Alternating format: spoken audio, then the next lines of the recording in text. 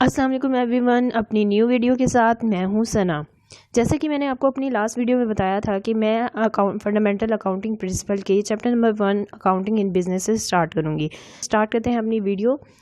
हमारे पास है सबसे पहला topic accounting equation. Accounting equation है क्या? Accounting equation reflect to basic aspect of a company, यानी अकाउंटिंग इक्वेशन कंपनी के दो बेसिक एक्सेप्ट को वाज़ेह करती है। नंबर 1, व्हाट इट ओन्स, यानी कंपनी के पास उसकी मलकियत क्या है।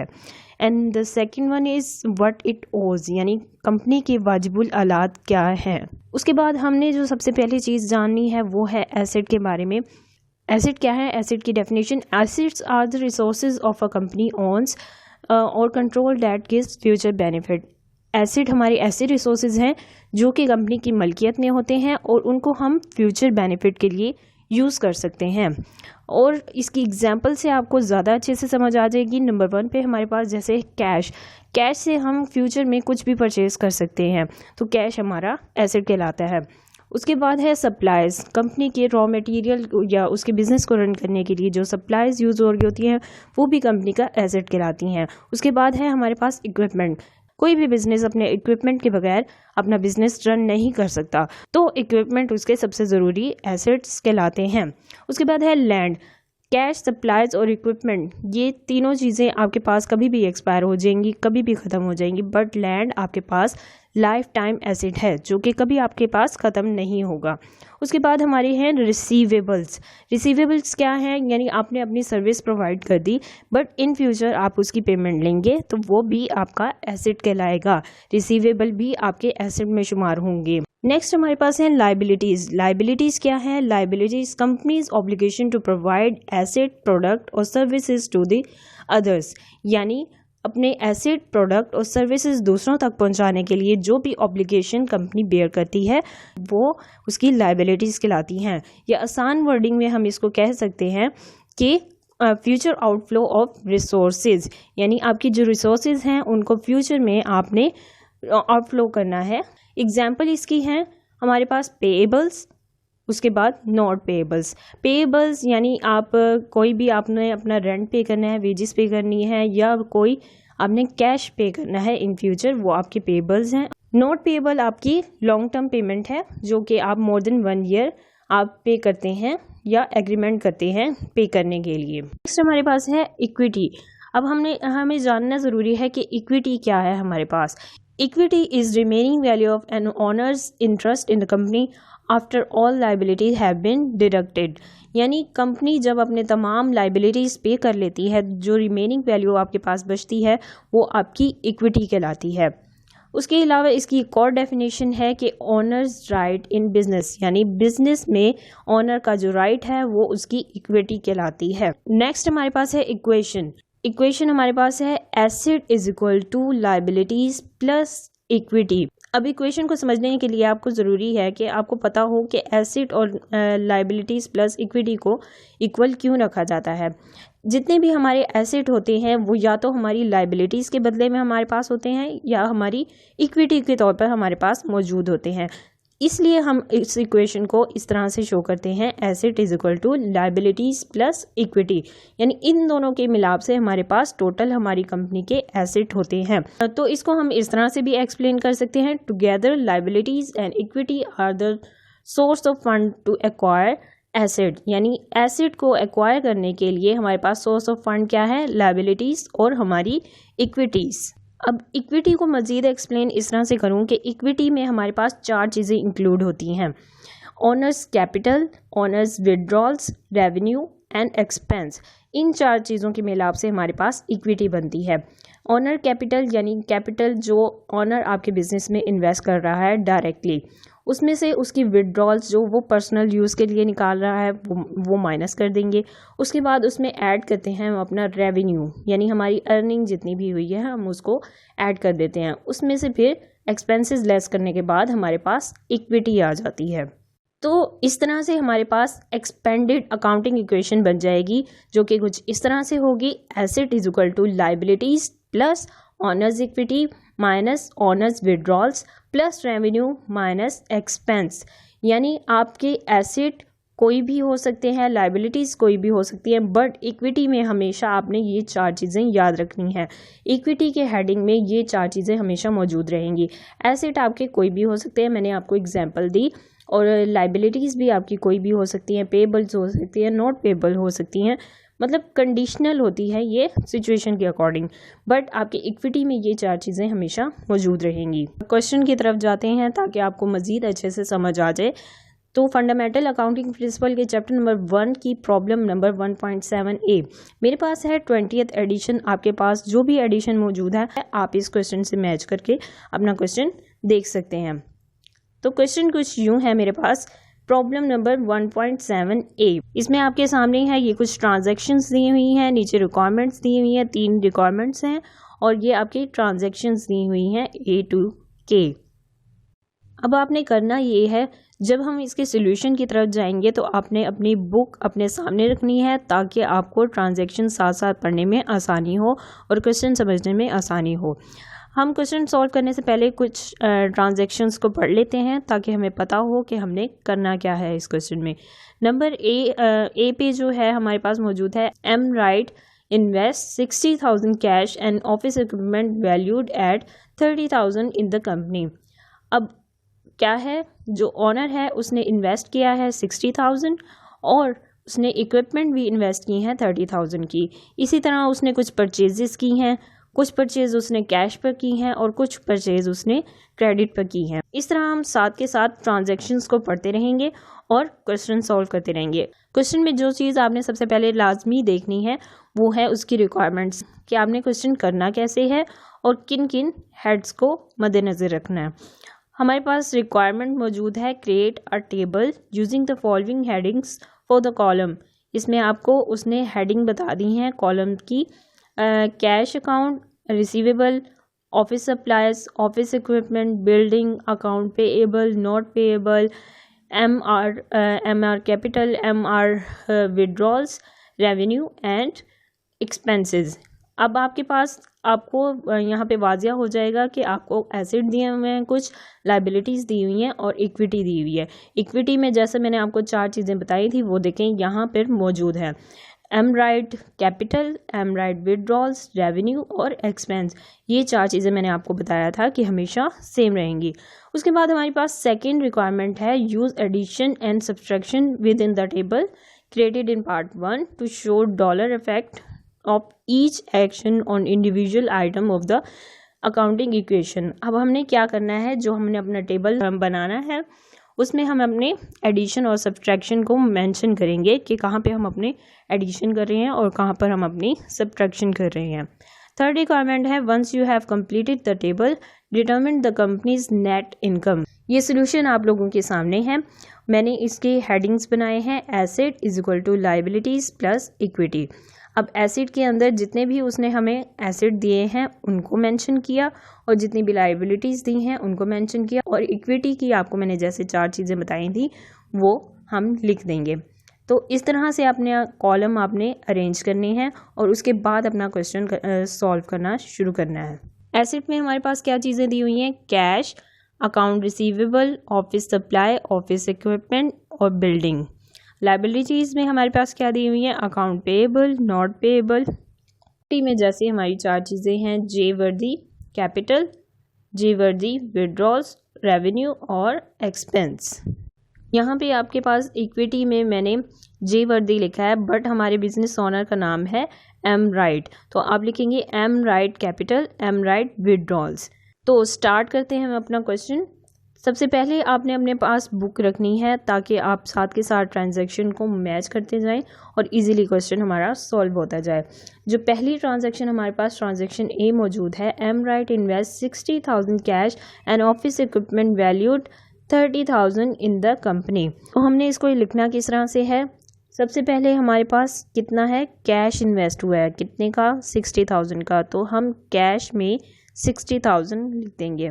उसके बाद उसने कहा कि ऑफिस इक्विपमेंट उसने इन्वेस्ट की हैं। इन्वेस्टमेंट में क्या चीज़, एक तो कैश इन्वेस्ट किया 60,000 का, ऑफिस इक्विपमेंट इन्वेस्ट की उसने 30,000 की, तो कैश हमारे पास 60,000 आ गया और ऑफिस इक्विपमेंट 30,000 आ गया। क्योंकि ये ऑनर ने इन्वेस्टमेंट की है तो हम इसका टोटल इज इक्वल के उस साइड पर ओनर्स कैपिटल में लिख देंगे, जो हमारे पास टोटल बन जाएगा 90,000।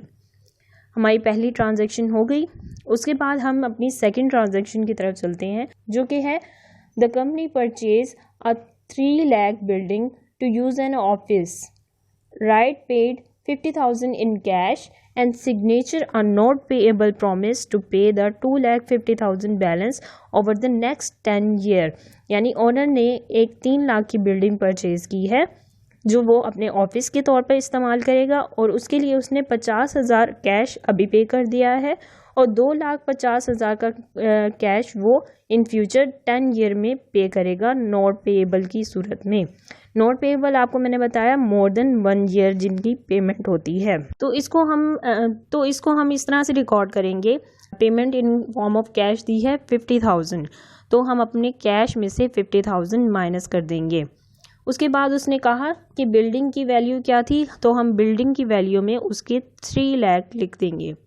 और जो तीसरी बात उसने बताई कि 2,50,000 नॉट पेएबल है, यानी 10 ईयर में हम उसकी पेमेंट करेंगे, तो नॉट पेएबल में हम 2,50,000 लिख देंगे। हम इसको नेक्स्ट ट्रांजैक्शन करने से पहले क्या करेंगे कि इसका बैलेंस बनाएंगे। बैलेंस की हेडिंग डालेंगे आप, और उसके बाद इन ट्रांजैक्शन जो हमने अब तक की हैं उनका बैलेंस बना लेंगे। 60,000 में से 50,000 माइनस किए, हमारे पास आगे 10,000, और इसी तरह ऑफिस इक्विपमेंट में 30,000 है हमारे पास बैलेंस में, और बिल्डिंग के हैं 3 लाख। उसके बाद नॉट पेएबल में हमारे पास हैं 2,50,000, और हमारे पास ऑनर्स कैपिटल में है 90,000। नेक्स्ट ट्रांजैक्शन की तरफ चलते हैं। The company purchase office equipment for 6,000। एक तो ऑफिस इक्विपमेंट उसने बिजनेस के स्टार्ट में इन्वेस्ट की। अब नेक्स्ट उसने ड्यूरिंग बिजनेस परचेज की ऑफिस इक्विपमेंट, वो है 6,000, और उसके बदले में क्या दिया, कैश दिया। तो हमारी ट्रांजैक्शन सी यहाँ पे होगी 10,000 माइनस 6,000, यानी 6,000 की हमने पेमेंट दे दी। किसके लिए, ऑफिस इक्विपमेंट के लिए। तो ऑफिस इक्विपमेंट में 6,000 ऐड हो जाएंगे। ऑफिस इक्विपमेंट हमारे पास आ गए और कैश हमारे पास से चला गया। नेक्स्ट ट्रांजैक्शन है हमारे पास the company purchase 4,000 of office supplies and 1,000 of office equipment on credit. Credit का मतलब क्या है कि हमने उधार पर ली हैं ये चीज़ें।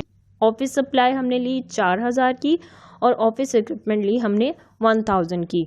तो क्योंकि ये हमने उधार पे ली तो हम इसको पेएबल्स में डालेंगे। 4,000 और 1,000 हमारे पास टोटल कितना बना, 5,000 अकाउंट पेएबल में। इसको नॉट पेएबल में क्यों नहीं डाला, क्योंकि यहाँ पे नॉट पेएबल का कोई जिक्र नहीं हुआ, तो हम इसको अकाउंट पेएबल में डालेंगे 5,000 अकाउंट पेएबल। और इसी तरह ऑफिस इक्विपमेंट में हमारे पास 1,000 ऐड हो जाएगा, और ऑफिस सप्लाई में हमारे पास 4,000 ऐड हो जाएगा।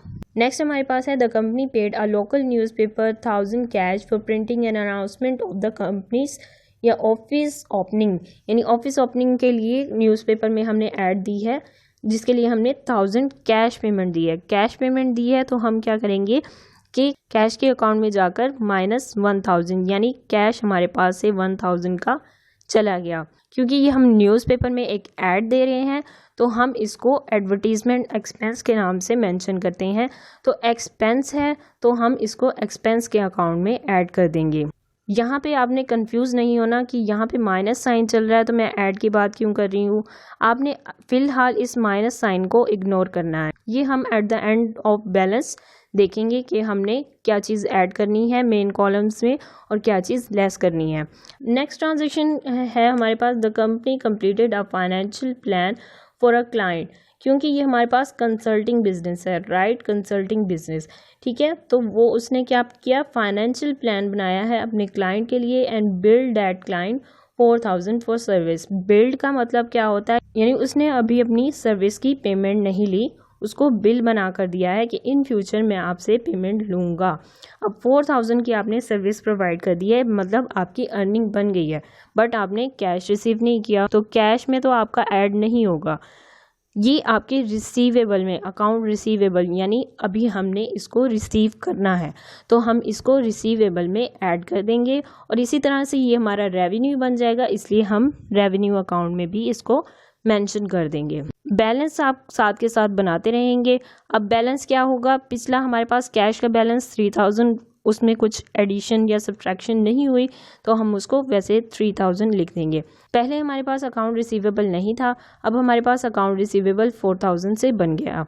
उसके बाद ऑफिस सप्लाईज भी हमारे 4000 से मौजूद हैं, और उसके बाद ऑफिस इक्विपमेंट जो हमारी हैं वो अब हो गई हैं 37,000 से। नेक्स्ट हमारे पास बिल्डिंग हो गई है 3 लाख। अकाउंट पेएबल कितना हो गया हमारे 5000। उसके बाद नोट पेएबल हो गए 2,50,000, और कैपिटल हमारे पास मौजूद है 90,000। और अब रेवेन्यू हमारे पास हो गया 4000, एक्सपेंस हमारे 1000। नेक्स्ट हमारी ट्रांजैक्शन है the company design a financial plan for another client and immediately collected 80,000 cash. अब हमने क्या किया, क्लाइंट से फ़ौरन कैश रिसीव कर लिया, अपनी सर्विस के बदले में कैश रिसीव कर लिया, तो हम 8000 कैश में ऐड कर देंगे, और उसके बाद रेवेन्यू में भी हम अपने 8000 ऐड कर देंगे, यानी रेवेन्यू भी हमारा 8000 से इंक्रीज़ हो गया, और ये इसके बदले में हमें कैश भी रिसीव हो गया। अब हमारा बैलेंस क्या होगा, बैलेंस होगा 3000 प्लस 8000 11,000।